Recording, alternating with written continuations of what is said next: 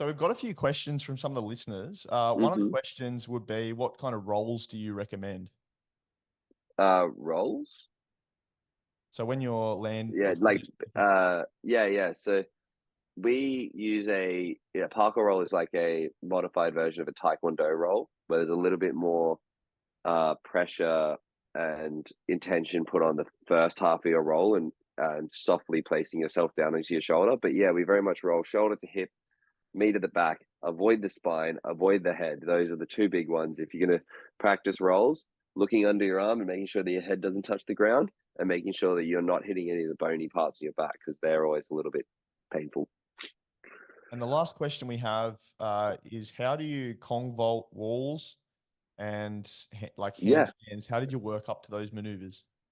So it's about uh, breaking them down and deconstructing them. So for a Kong vault, it's a move where you have your hands on front of you on the wall, you press down with explosive power, and your feet pass through with bent knees where your hands were.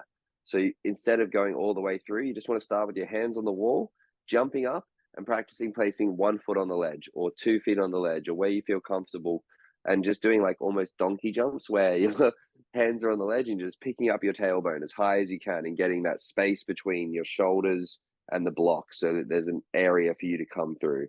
But yeah, it's really about breaking down the movement into parts, working on those parts individually, and then eventually putting them all together. It takes a lot longer than people think, especially when starting out. Your body hasn't got the coordination of years of practice, and so you really need to teach it the rhythm and the timing before you do it.